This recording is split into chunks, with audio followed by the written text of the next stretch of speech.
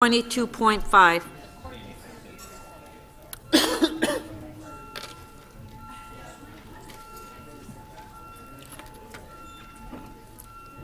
Yes, it is, Maria.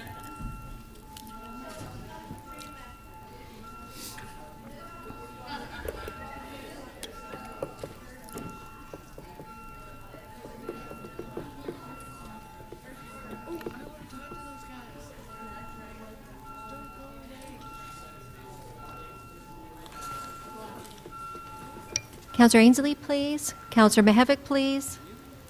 Councillor DiGiorgio. Councillor Cole, please.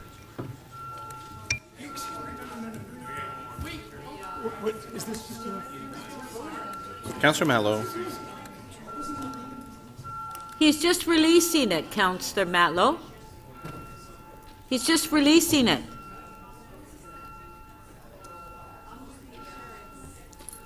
He's just releasing the report.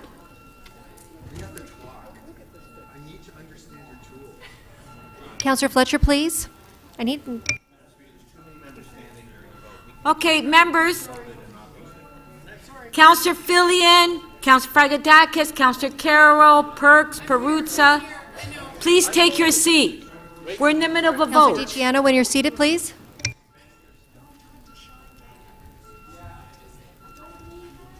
Sean, don't leave. Okay, thank you, Madam Speaker. Councillor Crisanti, when you're seated, please.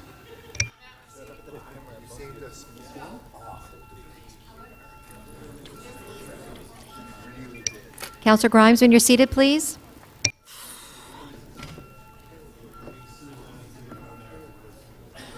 Councillor Thompson, please.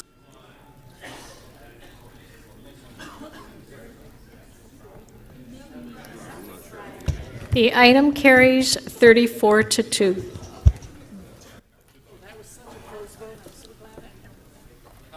Councillor Cole. Thank you, Madam Speaker. I would like to release, that is a good question. What item is it? Member motion 44, I believe. It's on page 17, MM 3244. Thank you, Madam Speaker, as always. Would you like to release it? Yes, with a slight amendment. Councillor Crawford had suggested that it go to executive instead of back to council, and that there be no mention whatsoever of the city paying for anything. And so those changes have been made and are reflected before you. Okay, on page 17, MM 32.44, Councillor Coe's moved an amendment. On favor? Carried. Item as amended. On favor? Carried. Councillor Mihevc. Point of order. Madam Speaker, I wish to reopen an item. Is now the proper time? Put yourself on the list, please. Sorry about that. Councillor Mihevc, quick release. Yes, thank you. I am on the list, and I'm asking to reopen one that we deferred. It's on page 3, TE 24.13. Intention to designate under Part 4, Section 39 of Ontario Heritage Act 6 Frank Crescent. Yes, it is. Frank's in your ward? Frank Crescent is in my... And so why is it that you want to reopen it? Because I asked that it be deferred. I've consulted with staff. There was some miscommunication. First communication I got was defer it, but now it can be passed and the place can be designated as has been agreed to by all the parties, and it's gone through the appropriate process. Okay, so motion to reopen. On favor? Carried. So just move the recommendations of staff, which is to designate. So you're moving the item. I'm moving the item. Okay. Recorded. Designate a property.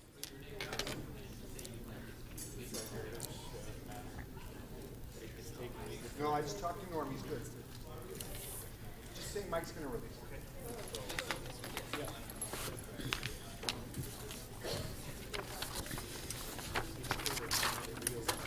Recorded vote. Yes. They asked for recorded vote. Okay. On the item from Councillor Mihevc that we reopened. Yeah.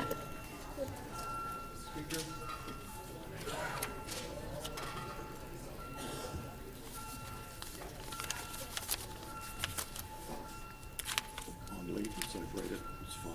So if he stands again, it's okay. Counselor Mahevik, please. Counselor Fillion. Counselor Perruzza, please. Counselor Burnside and Counselor Fletcher, please. Okay. Counselor Matlow and Counselor Karagianis, please.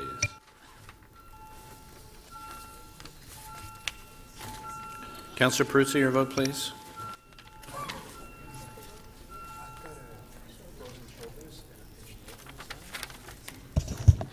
The motion carries unanimously, 40 in favor.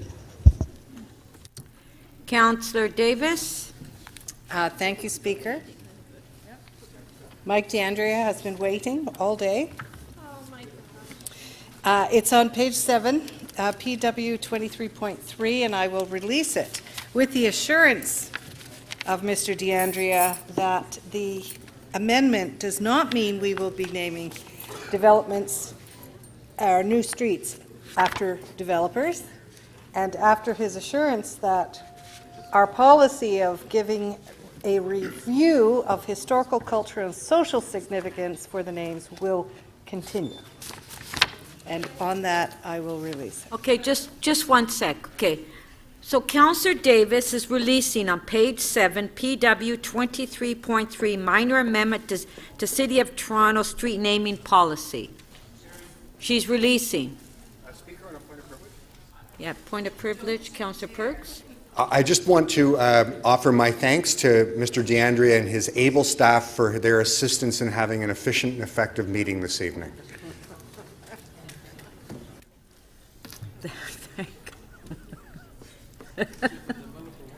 All in favor?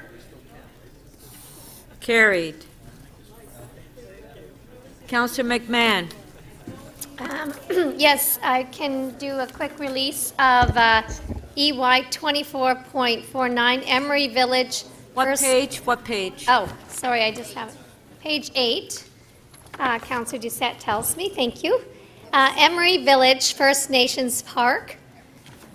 This is actually a good thing, but it's early days, way earlier days than I thought. So anyways, we will move it along.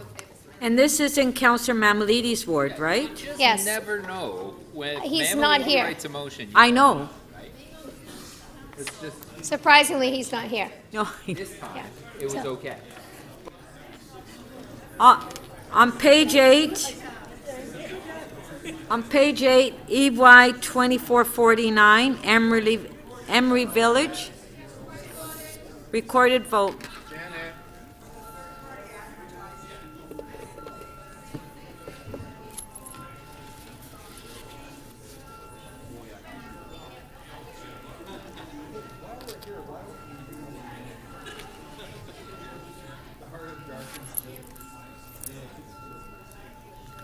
Counselor Karagianis, please. Counselor Perruzza. Counselor Fletcher, please, and Counselor Fillion, please.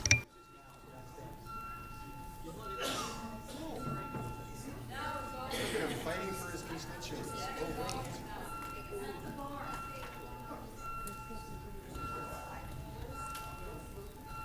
This is fine.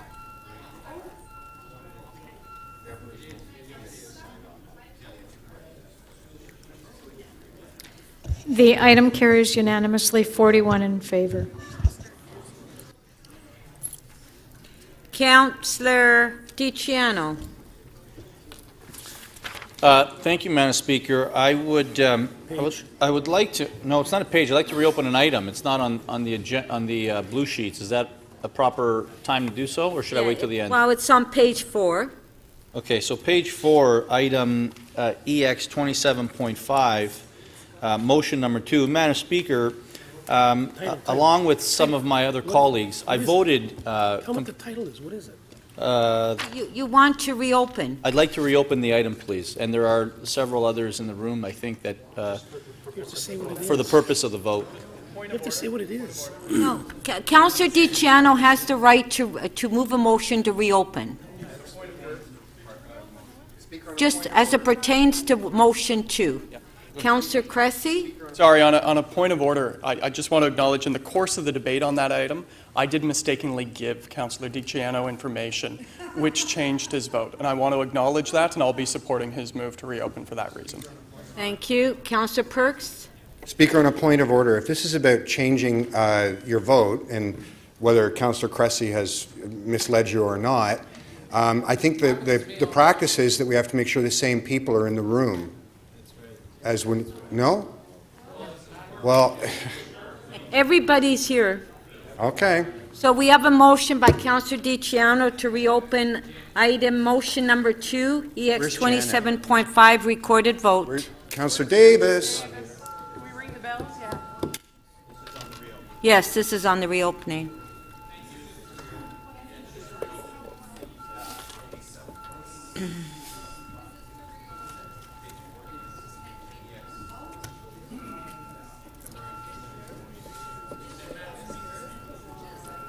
Yes, just, this is for to reopen. Let's see what they're doing. Counselor Ainsley, please, and Counselor DeBaremaker, and Counselor Fletcher, please. Counselor Perruzza, please. Counselor Wong Tam, Counselor Davis, and Counselor Karygiannis, please.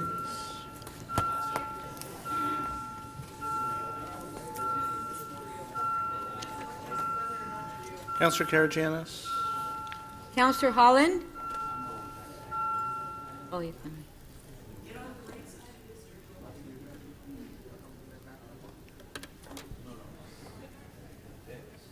The motion to reopen carries 39-3. Okay, so we're, Speaker, can we vote on it now? yes, I was just going to say that. Okay, great. Okay, so on motion 2, we'll put it on the screen, we'll have a recorded vote.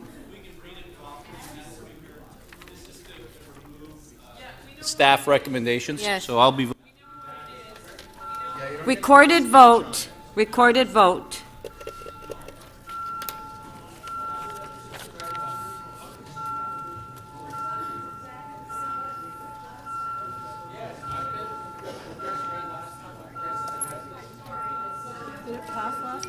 Counselor Crisanti and Counselor Fletcher, please. Counselor Karygiannis, please.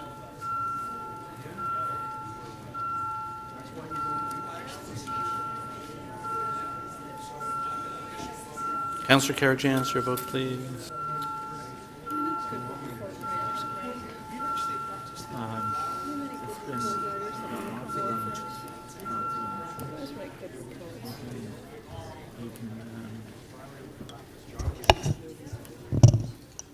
The motion carries 22-20.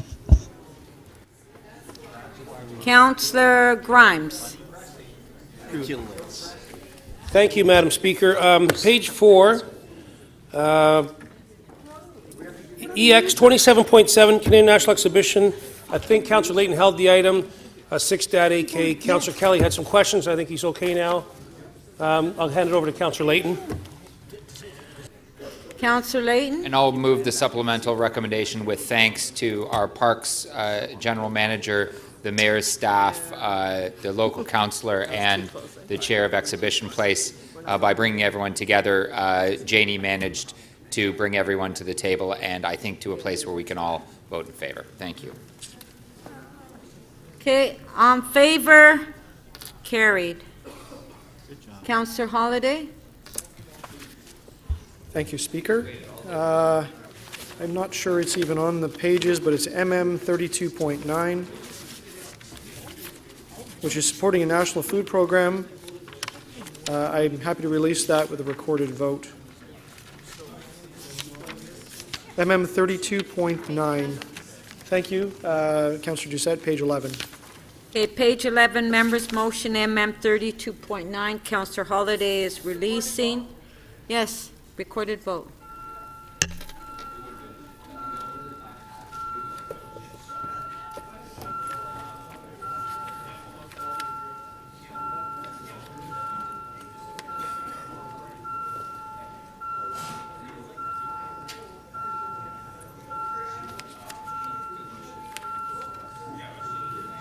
Counselor Grimes, Counselor Crawford, please, and Counselor DiCiano.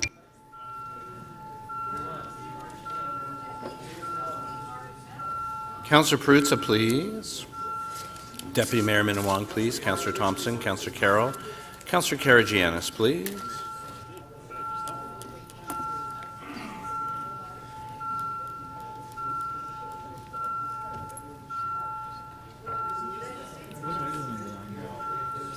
Councillor Karygiannis, please, your vote.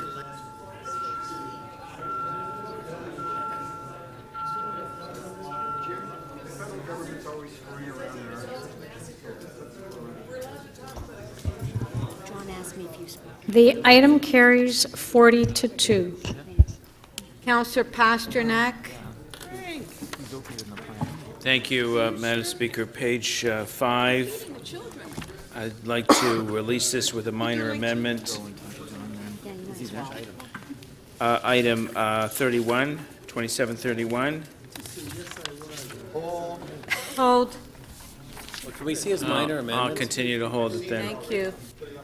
Okay, we'll go back to the speakers list on the third-party election signs.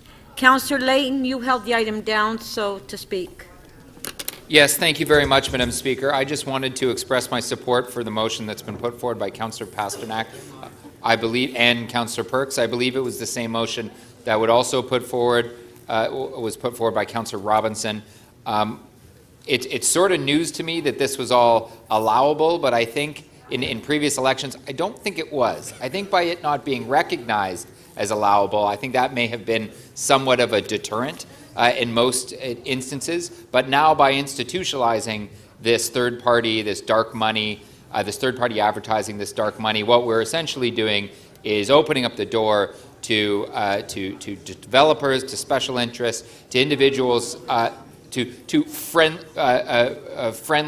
wealthy friends of other candidates, and giving them an opportunity to covertly get involved in the democratic outcome of who gets sent to this chamber. And while I would wholeheartedly endorse more people becoming more involved in the process, going and knocking on doors in an effort to engage the community on decisions that are being made in their neighborhood, when we disproportionately empower those with means and not proportionately empower those without means, what we're essentially doing is subverting the democratic process. And I think we need to tell the province and send them a very clear lesson that they can't fix their house and ruin ours.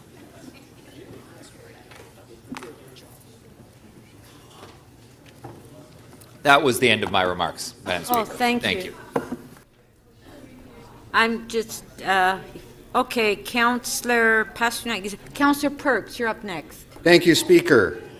I have a motion that City Council direct the City Clerk to inform the province that the City Council desires A, spending limits for third-party advertisers not to exceed candidate spending limits, B, corporate and union donations to third-party advertisers not be permitted, and C, allow the City to develop tools to enhance the provision that candidates not direct or otherwise cooperate with third-party advertisers.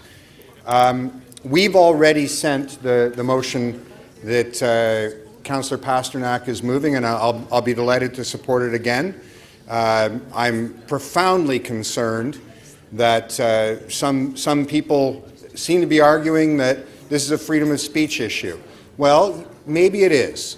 Maybe it is. But we don't do freedom of speech the same way here as they do in the United States, where their freedom of speech provisions allow multi-billion dollars to be raised through third-party political action committees and swamp the political conversation in that country. If there's a swamp to be drained down there, it's election spending. And I don't want Canadian elections, particularly Toronto elections, to start to go in that direction. We have constraints on speech in this country. We set up rules for where and when you're allowed to say certain things. We all know this as election candidates. We have a spending limit, a sign bylaw, and a number of other constraints on how we can communicate with people when we're trying to elicit their support when we're running for office. And that is fair and good. And I'm actually quite proud of the City of Toronto's history on this. Our position on corporate and union donations actually is becoming the norm across the country. And that is a specific constraint we believed in the role of money in politics. to make sure that it's voters, citizens, who are able to decide how government is without the interference of big money. Now, our staff have made it very clear that although we communicated in writing and we sent the able member of Councillor DiCiano to go down and share our message, it fell on deaf ears.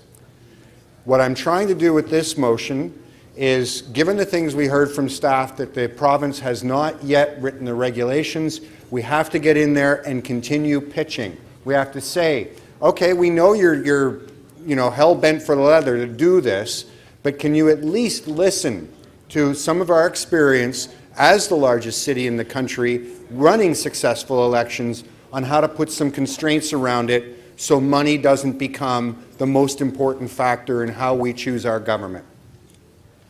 I do want to acknowledge that, there should be some people out there who are not running for office who say things during elections.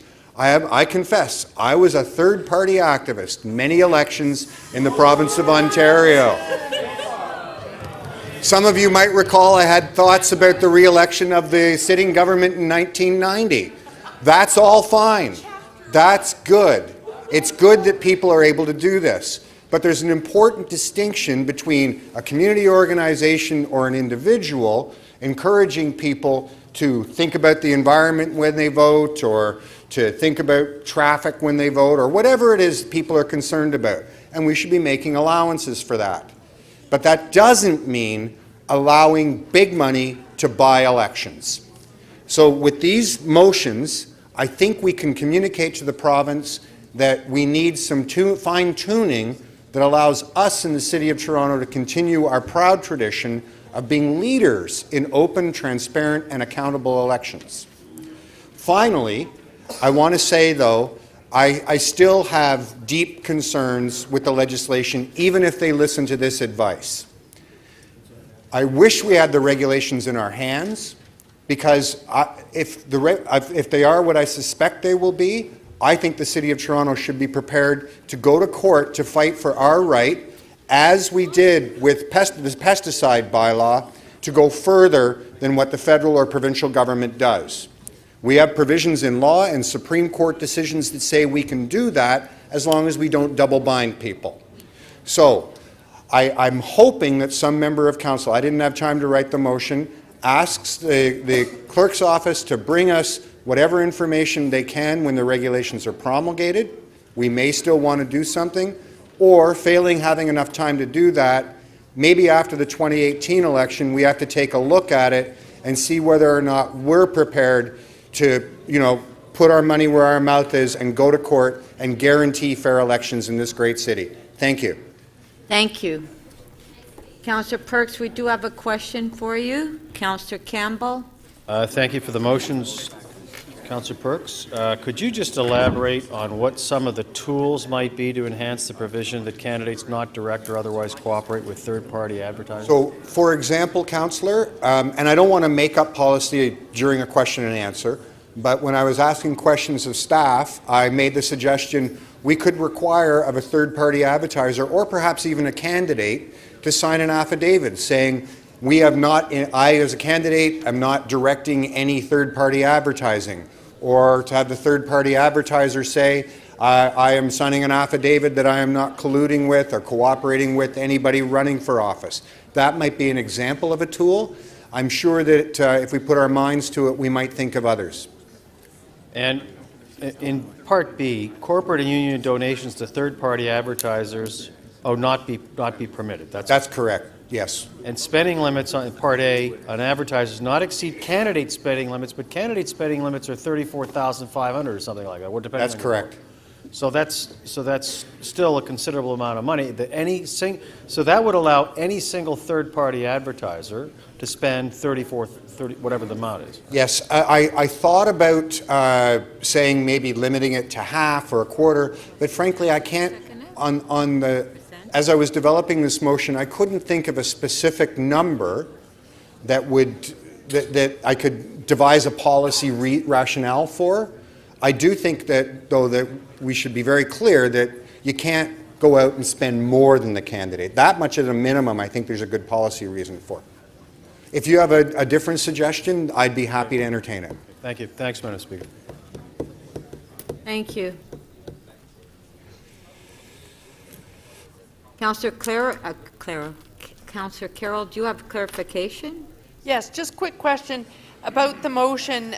Do you think this gives staff, it tells them what our concerns are and to take them forward. Does it give them enough leeway that they can either negotiate a change in the regs? Does it go that added step that if the province wanted to say there may be some way we can do this in a City of Toronto Act review, do you think you've given them the leeway to keep going with this beyond just a first ask? Yes, I believe that to be the case, and I should note that I worked directly with the city clerk and the city solicitor in drafting this language. And also I'm mindful that we have Councillor Pasternak's motion and the motions that I moved during the last debate, yes, which said that we'd rather be able to opt out, and further that we be allowed to develop regulations in addition to whatever the province does. So we have a body of policy that I think gives the clerks a bunch of direction as they're talking to the province to try to get free, fair, and transparent elections in the City of Toronto. Thank you. Okay. I forgot. Okay. Councillor Fletcher. Yes, I'm just checking. Is it your understanding that the third-party advertiser would be able to spend money fundraising in order to run their third-party campaign towards their limit? That's a very good question. I wish I knew the answer to it, but we don't have a full regulatory framework from the province of Ontario. So I'm afraid I can't tell you if there will be clear rules around that. If they are being treated as a candidate, essentially, then they would have fundraising ability. In order to raise $34,000, they may have to spend I think that's a reasonable conclusion to draw, but again, because I don't have regulations, I can't say for certain that that will be the case. I certainly hope it's not. I think city staff have indicated that it might be. It might be. That's the problem. And again, Councillor, on this, as with so many aspects of this, the really horrifying and frustrating part is that we're having to design an election absent the rules because the province hasn't promulgated their regulations yet. And so when you say you're concerned about dark money, what do you mean by that? Well, what I mean by dark money is what we observe in elections to the south of us, which is that people, often enormously wealthy people or people with giant corporations, funnel money through blinds and organizations and third and fourth and fifth parties that suddenly shows up in some political action committee, allowing some point of view to dominate the conversation and swamp what ordinary voters care about. That's what dark money is. It's a way of altering the politics certainly in America, and I'm terrified of it happening here. So are you concerned these regulations, there's new rules, there's a certain concern that we might be Trumpifying the municipal election in 2018? Absolutely. I as much as I try not to use that name, I would agree with you on that. Going to Trumpify it. Thank you. Councillor Fillion. Councillor Perks, would you consider amending your recommendation A to specify a much lower amount? As I said in answer to an earlier question, when I was devising this, I couldn't think of a specific amount that I had a policy basis for choosing. If someone can provide me with that, I'd quite... 5 cents an elector. Tell you what, I don't mind that. I haven't had a chance to confer with anybody. Why don't you propose we can't amend amendments, can we? We could? Why don't you propose that, and we'll have a conversation while the debate's going on, and maybe that's where we land. Okay. Okay?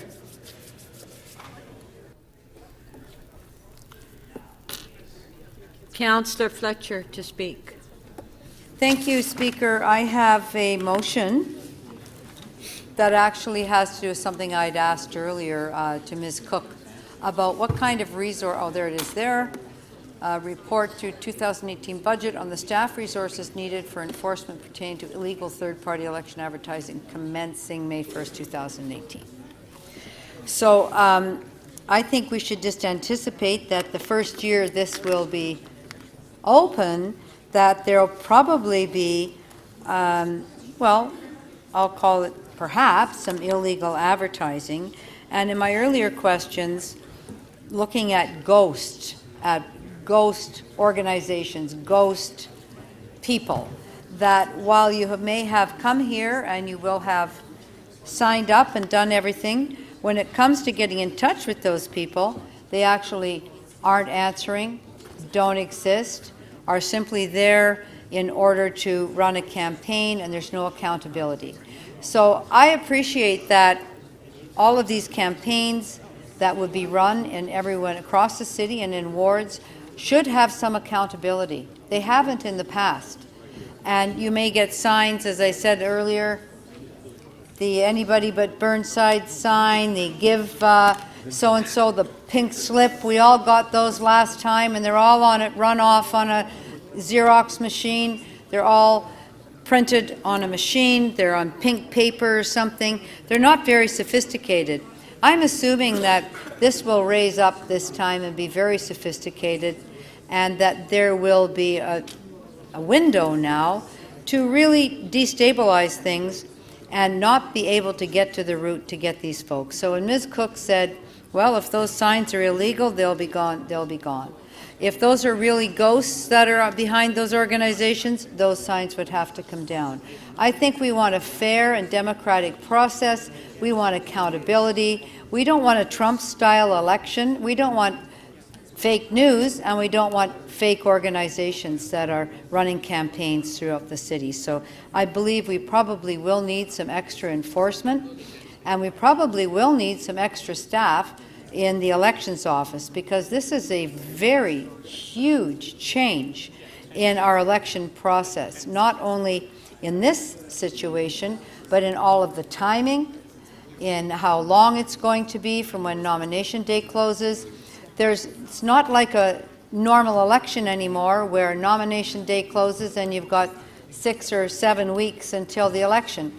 I'm just going to remind you, a number of years ago, that we changed the election day. It used to be the second week in November. It got changed into October to be a little tighter with the day that we closed our nominations.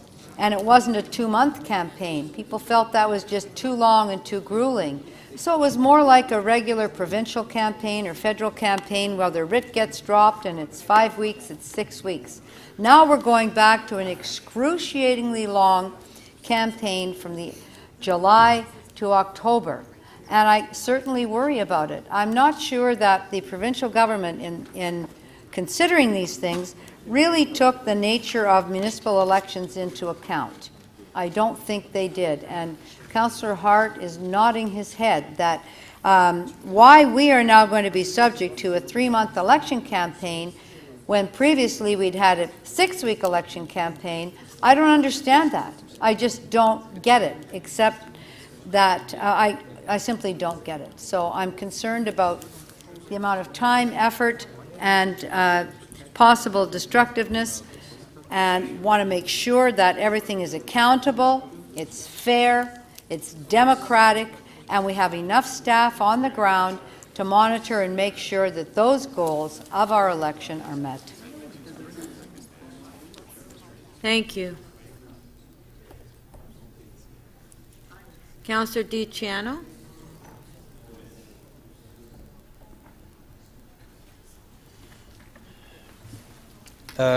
Madam Speaker, I'm just, I think most of what I wanted to say has already been said. I will be supporting, for what it's worth, Councillor Perks's motion to bring some kind of sanity to this whole insane U.S.-style politics process. Thank you. Thank you.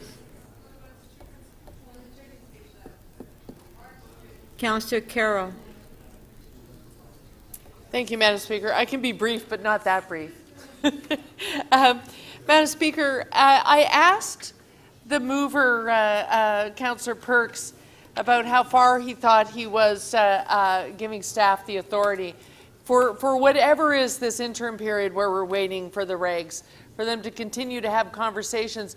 But I think it's important that we do make our concerns and our wishes known here, because it can even go beyond that.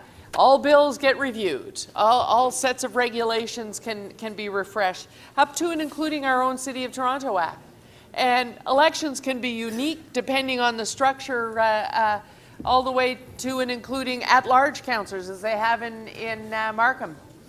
I dare say it's any municipality unknown to us or known to us anywhere in Ontario could be the origins of this third-party provision finding its way to the Municipal Election Act. In Toronto, I think most people have probably had an experience similar to mine, and that is that residents by and large want the most local kinds of representation they can get. They don't want at-large councillors. They don't want a party system in the council chamber. They want on-the-ground, grassroots types of organization in each bailiwick-style ward. This regulation that we're about to receive and this radical change to election practices in the city is tantamount to a complete reversal of that. This brings big politics to a political scene that residents have told us time and time again, every opportunity they've had since amalgamation, to tell us that despite the size of our city, that we might be 3 million strong soon, they would still prefer to have local representation, something meaningful and on the ground to them. And suddenly, a third party that could come from any office building in the central business district is suddenly influencing an election in whatever corner of the city limits we deem necessary.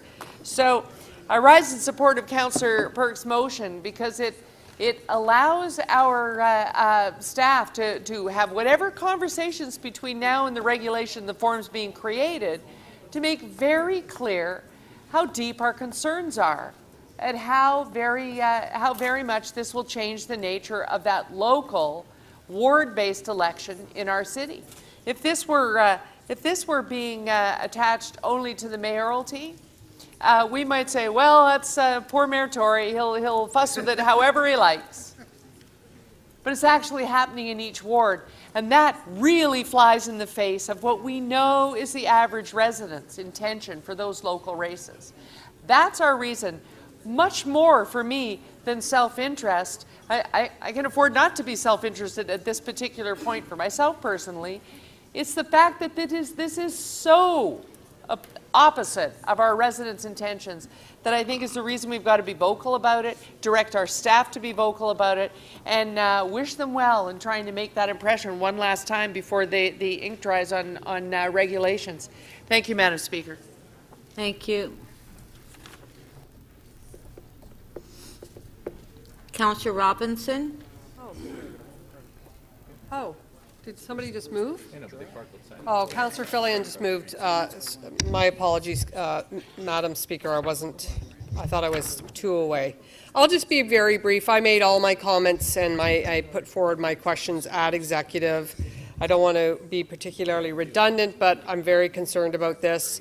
I'm definitely supporting Councillor Pasternak's motion, which we worked on together at executive.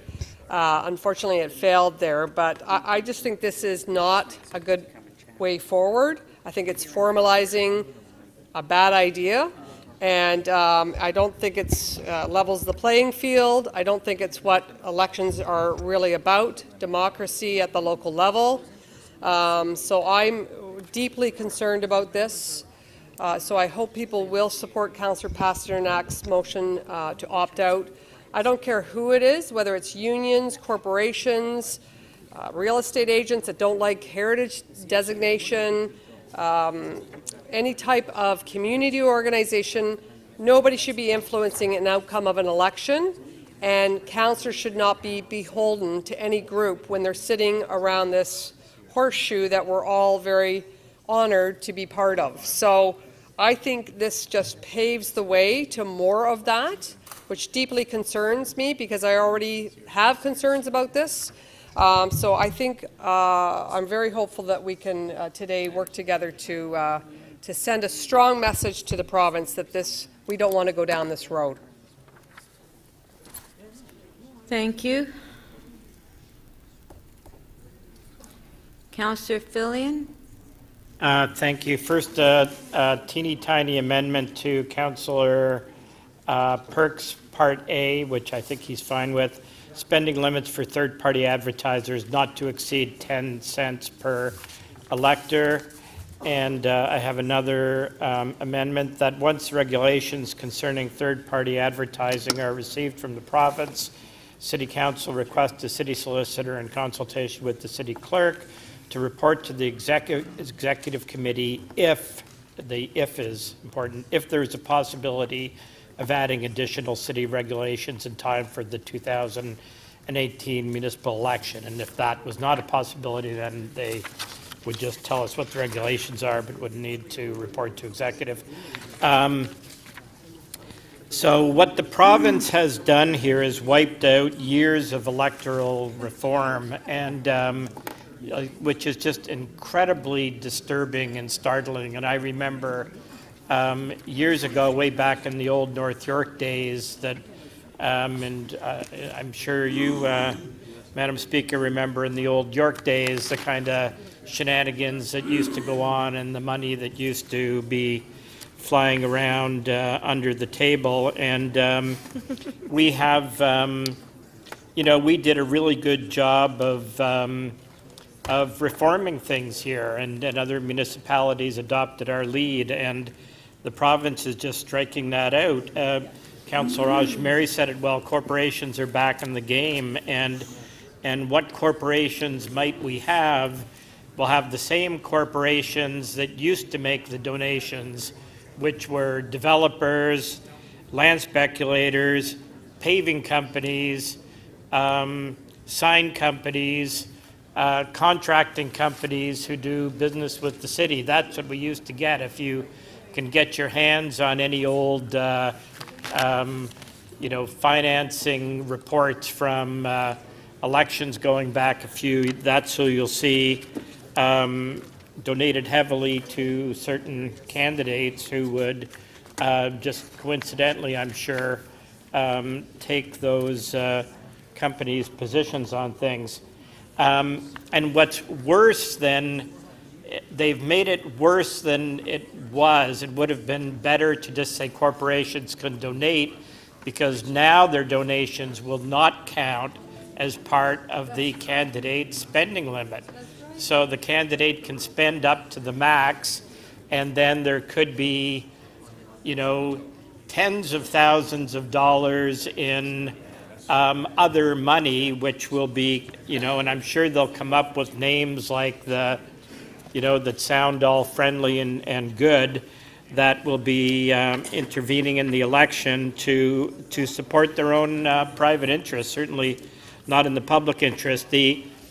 If they did it with the amount that I amended Councillor Perks's motion, it might sort of solve the problem. I don't think anybody intended that some local group that wanted to take a certain position couldn't, print up some flyers and go around and stick them in people's mailboxes. I don't think there's anything wrong with that, but it's the big money. It's the $1,200 from corporations and unions. But it's the corporations that in the past really got most heavily involved in most wards. That's what's really going to tilt an election.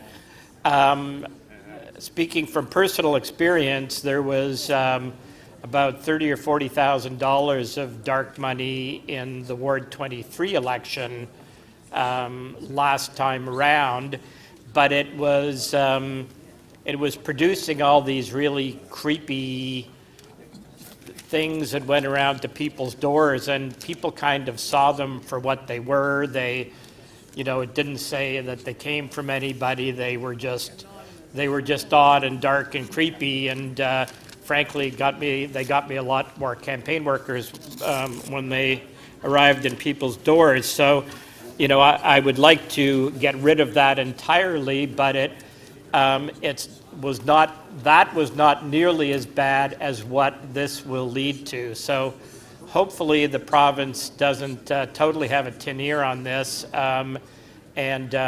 you know, might pay some attention. If not, perhaps we'll have an opportunity to make adjustments to it.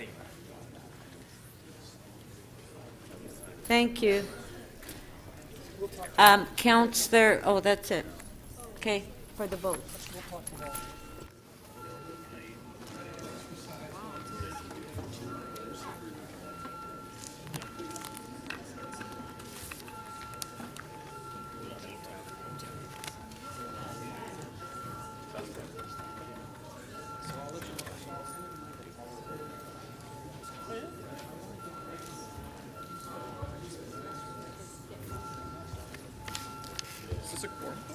No, this is the vote.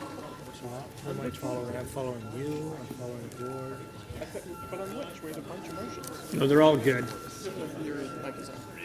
Francis, Councillor Fillion's mic is on. Sorry. What are we doing, Mark? I thought we were voting on all these motions. Is that my pencil that's on the ground? I don't know how many there are. I amended Gord as a friendly amendment. You're good. And I have another motion. Gord's is fine, but as amended by me. And, What are we As a voting on? package, Madam Speaker. yeah, Paula's is good and Pasternak's is fine, so. What's number one? That's number one. So you guys want to last? Look who's busy reading the votes. Oh, that's great. Number one's great.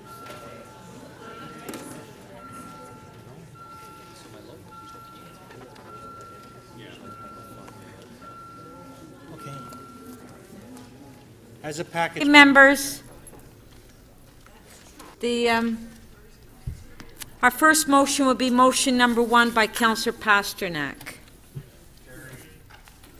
All in favor? Carried.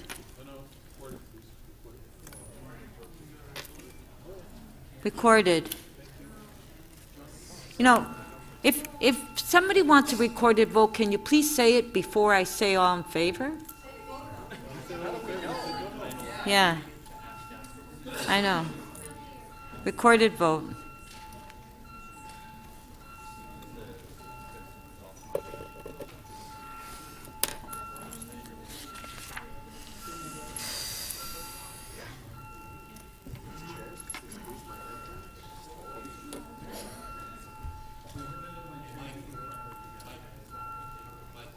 Councillor Fletcher, please.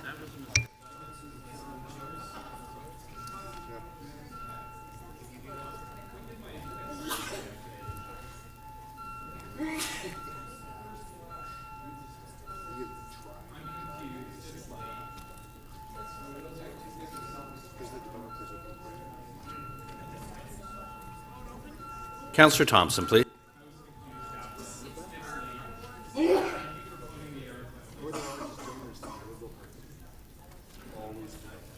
The motion carries 36-4. Motion 4B by Councillor Fillion.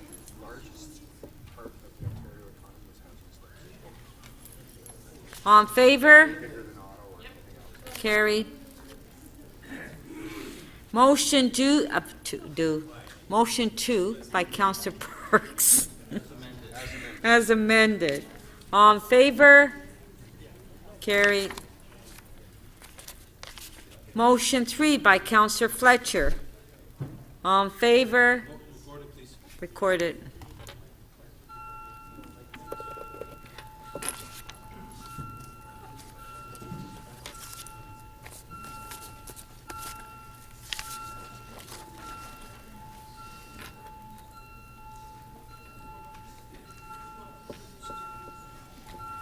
Councillor Perruzza, please. Councillor DeGiorgio.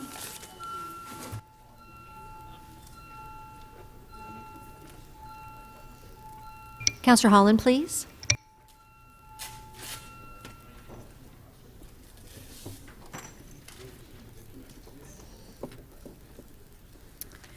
motion carries unanimously, 40 in favor. Motion 4A by Councillor Filion. All in favor? Carry. Item is amended. All in favor? Recorded.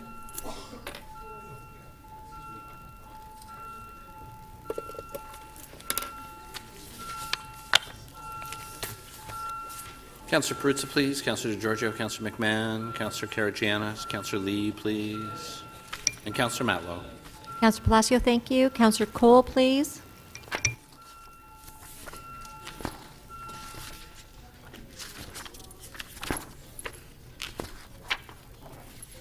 The item is amended, carries unanimously, 40 in favor. Councillor Shiner. Would it be appropriate now to ask for permission to introduce an urgent additional item that staff have asked me to introduce in regards to an error in a zoning bylaw? The staff are still preparing it. Can I introduce it and then you can print it? Yeah. Can you wait because they don't have it yet? I can do whatever you ask me to do. Yeah, they don't have it. No problem. No.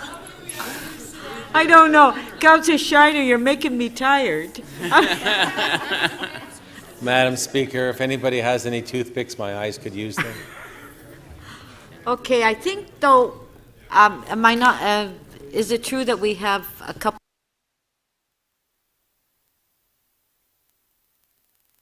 All right.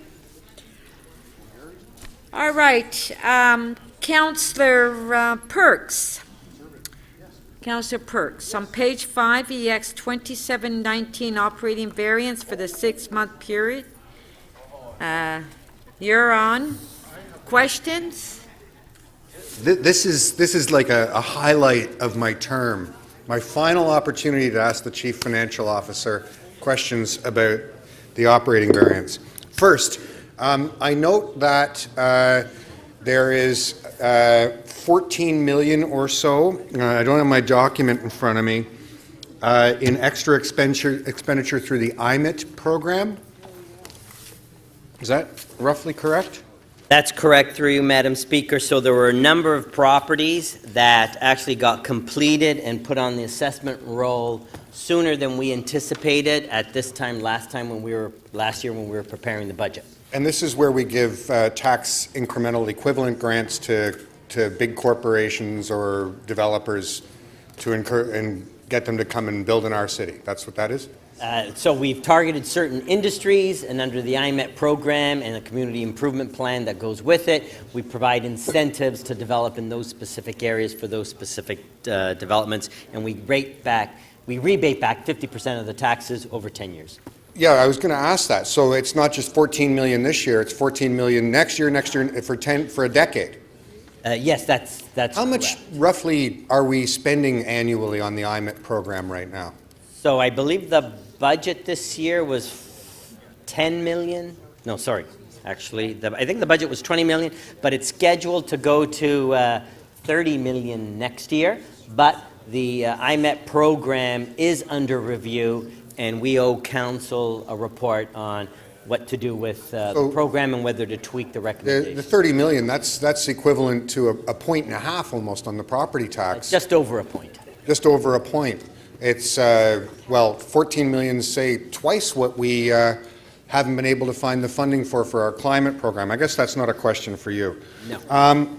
I note that in quite a number of departments, and I really wish I had found my notes, that there is a big underspending on staff.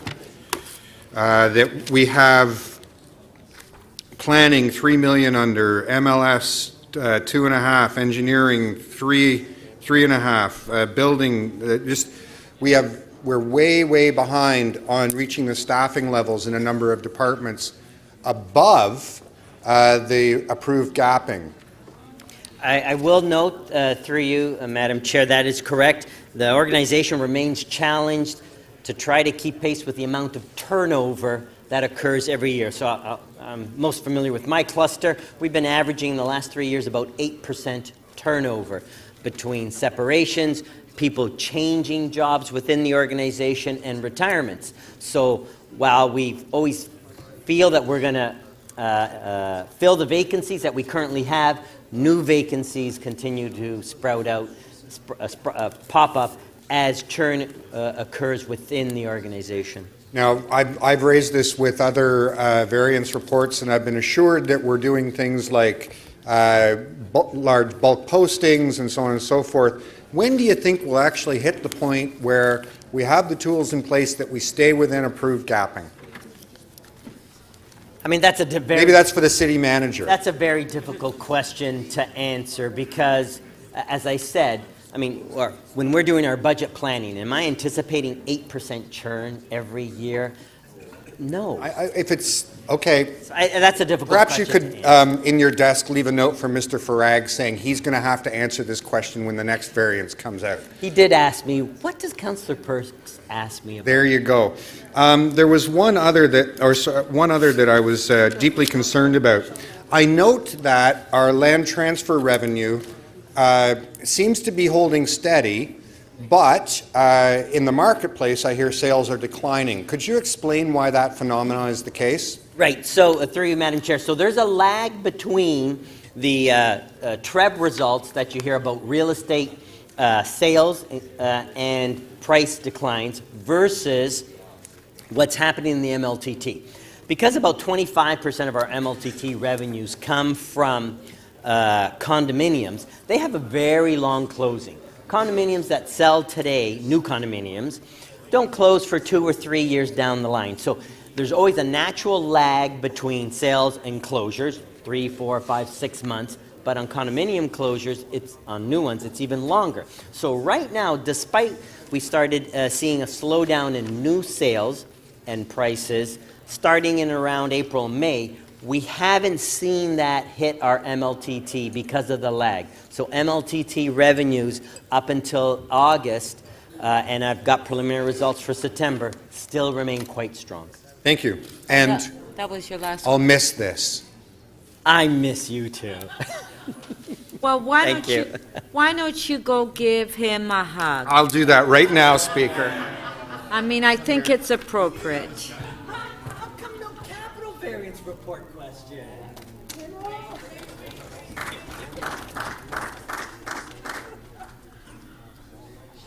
Okay, Councillor Davis, questions? Oh, I too am scrambling. I remember one area where there was a significant variance, and that was in buildings. Now, buildings had a very large increase in revenue, and I think the explanation was that there was a larger than anticipated number of building permits applied for. And I'm wondering if there was a larger than anticipated level of revenue as a result of increased fees and vacancies. I guess there's no one here from the building. So we have noted about almost $17.9 million favorable variance. Right. And that's because of the fees associated with the level of activities that's occurring. As you know, there's special legislation around building permits. Those revenues actually go to a reserve, and the program has to be self-sustaining. So in the end, it doesn't affect our surplus that's available for distribution. No, but we often get complaints that the building permits are not being issued according to the timelines under the Building Code Act. And I know that Councillor Shiner often raises this. If the staff levels are lower, the revenues are higher, we've increased fees, and yet the services are not being provided according to timelines, then all we're doing is generating, not that having a surplus is such a bad thing, but I'm just wondering what we're doing to address it. So that's Buildings more of an is not here. operational question directed to the chief building official, but I can assure you that the money stay within the program. So if they're in the reserve, if the reserve does start to increase and service levels slip, there is the ability to access that reserve to beef up staffing levels to meet service levels. So it's not like we raid the money from the building department. But I do think that they have vacancies as well in the Buildings Division, and I don't understand how we couldn't have building inspectors' positions all filled. Last year, we increased the development charges, or development fees, and distributed them amongst planning, buildings, all these various divisions. And we collected a lot of money in new fees last year. Like, I think it was about 20 million in new fees, 16 million, with the assurance, I believed, that we were going to deliver services to meet those fees. And so I guess without staff from the divisions here, it's hard to really they're not here. Well, I can say, because I'm looking at their stats, so their vacancy to date, this was as of June, was under 5%, 4.8% adjusted for gapping, and they are projecting a 3.3% vacancy by the end of the year. On top of how much gapping?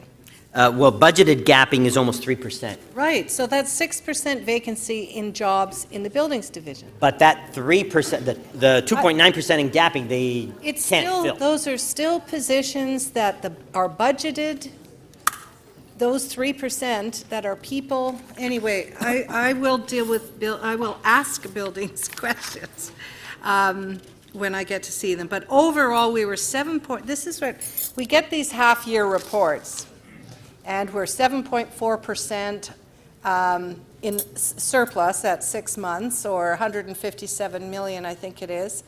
And yet you project 0.8 and something far lower by year end. How is it, so at this point you're projecting $34 million at year end? Right, so that is a bit of a head scratcher on the surface, but it is accounted for by a couple of things. One was MLTT, and at the time, we were predicting that to level off. I don't think that's going to happen to the extent that we were predicting back in June. I will grant that. The other thing is, we did have a receipt of some monies ahead of schedule in the budget, including Toronto Hydro dividend payment and some waste management rebates. So a lot of that was accounted for. Timing was different, but also some changes since we've seen in June. And when we get the year-end surplus, and it is far greater than 33 million, which it no doubt will be because it always is,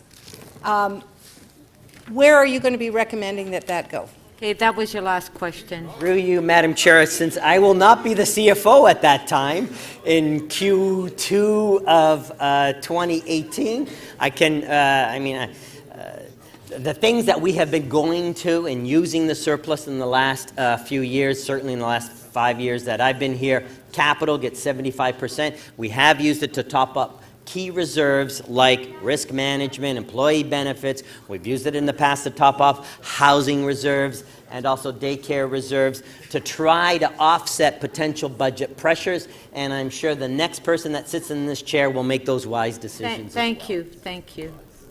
Councillor Carroll. Quick question, Madam Speaker, and it kind of straddles capital. In the operating report, there is the issue of the debt service charges, not the debt, but the service. Part of the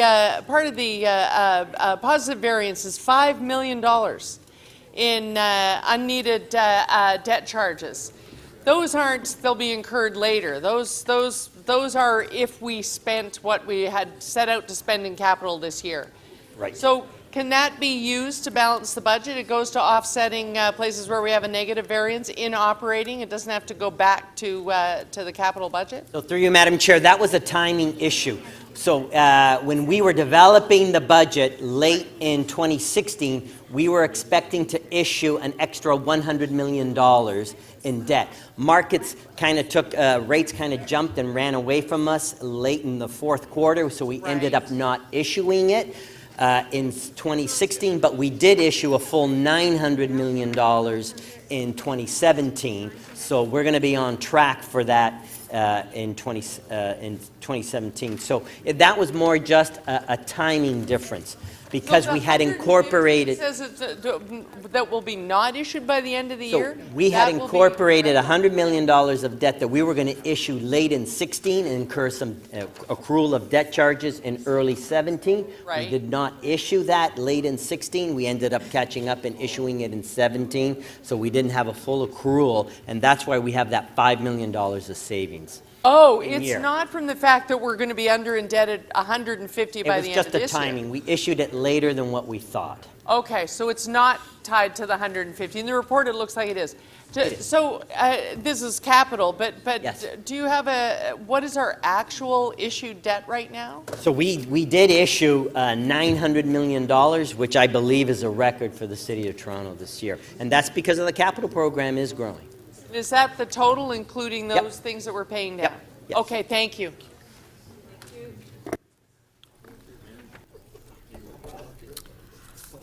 Okay, on the item? No speakers on the item? Carried. Councillor Thompson, you have a motion to introduce the confirming bill. Yes, Speaker. That leave be granted to introduce a bill to confirm to the point of the introduction of this motion the proceedings of City Council meetings 32 on October 2nd and 3rd, 2017. You don't have time to start a new one. Shall leave be granted to introduce this bill? All in favor, recorded vote. Thank you. Nikki? Francis, my mic is still on. You can't, because we moved the motion that will be done first thing tomorrow morning. Yes. Councillor Perruzza, please. Councillor McMahon, Councillor Wong-Tam, please.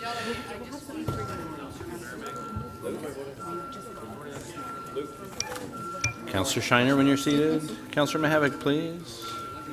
Councillor Robinson, thank you. Councillor Palacio, No please. point of starting a new item. Councillor Mahavik and Councillor DiCiano, when you're...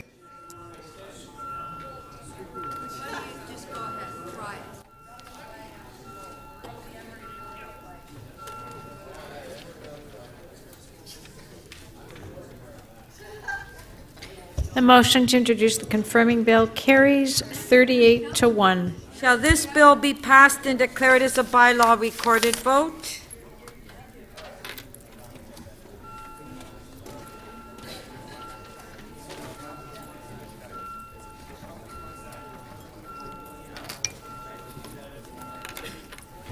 Councillor Perruzza, please. Councillor DeGiorgio, Councillor McMahon, Councillor Wong-Tam, Councillor Layton.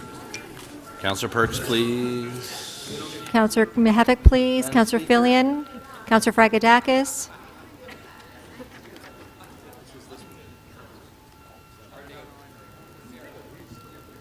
Councillor Filion, please.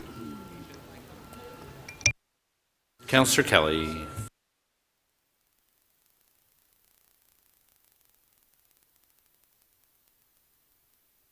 Motion to enact the confirming bill carries 38 to 1. Thank you, and we'll recess to tomorrow morning at 9:30. We don't have time to start another item, and